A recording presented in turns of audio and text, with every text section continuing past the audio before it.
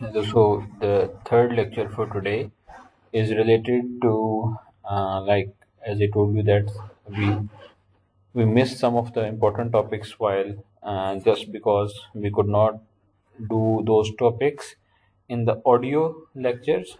So now that we have the facility of like sharing the screen and recording the lectures, so today we will talk about the velocity velocity time or displacement time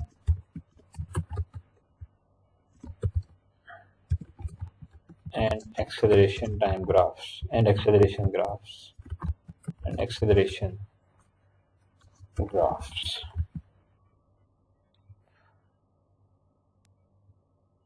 So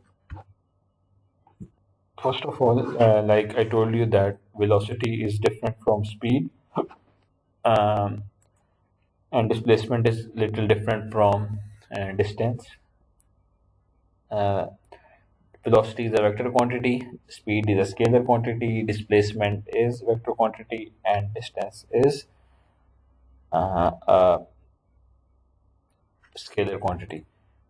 So we can also like for this topic, for simplification, we can talk about speed time and distance time, but we would not be like technically it would be wrong to then add the acceleration that uh, in that part. So that's why I have written velocity time, displacement time, and acceleration. The spelling of acceleration is not correct, so let's just rewrite it.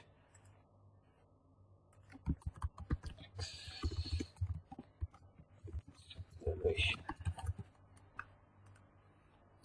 So first of all, let's make a graph here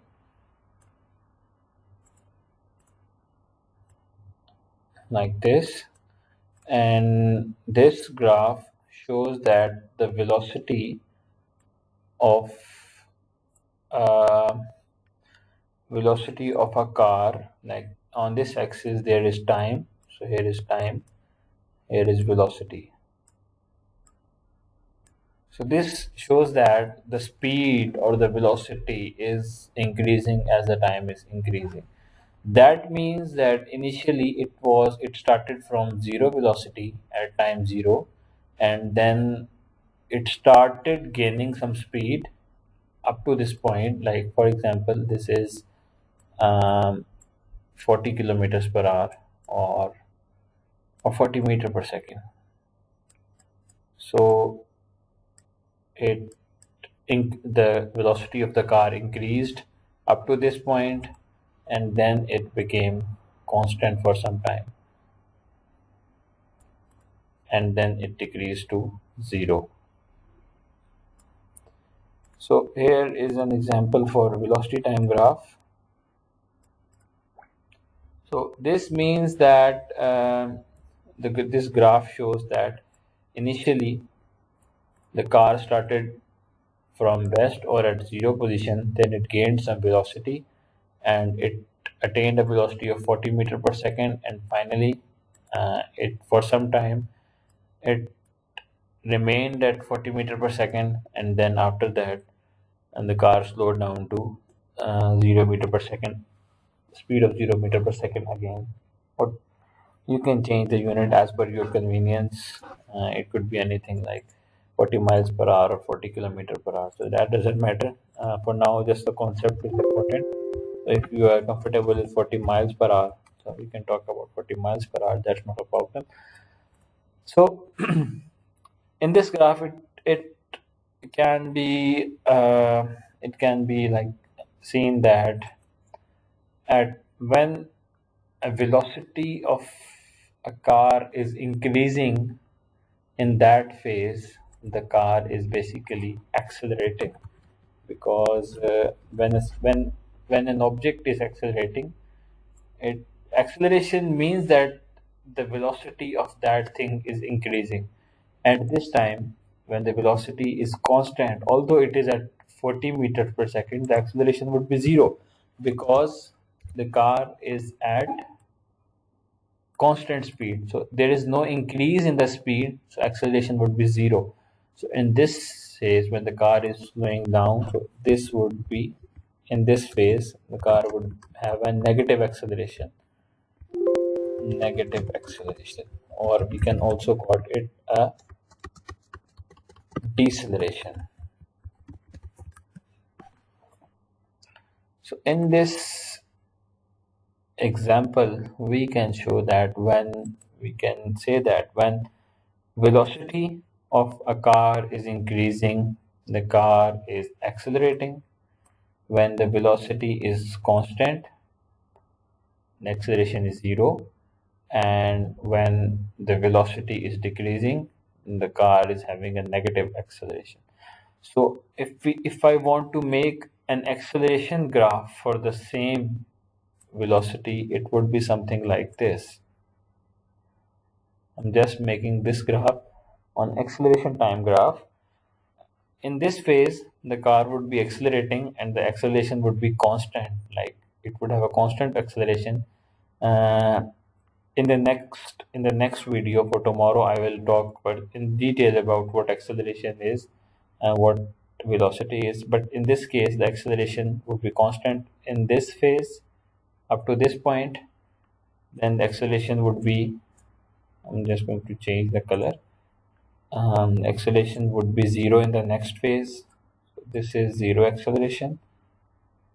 And finally, the acceleration would be negative in this phase.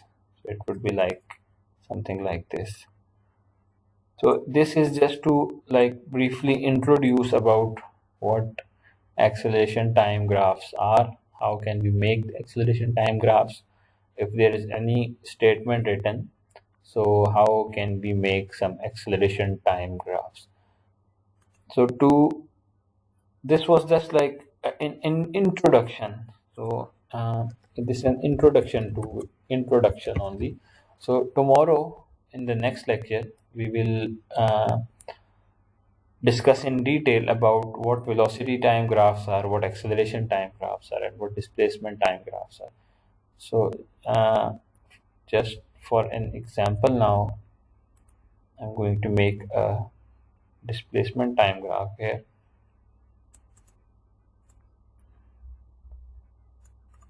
The car started from zero position and it traveled a distance of 20 miles. Then it stopped there for some time and then it started traveling again and covered a distance of 20 more kilometers. So in this graph, this is the distance time or displacement time graph. In this graph, you can see that it covered initially, for example, let's just say this time is this is 20 miles and this time is half hour, and this time is 1 hour, this time is 1 hour, and this time is also 1 hour. Distance here is 20 miles and this distance is 40, so that means this distance is also 20.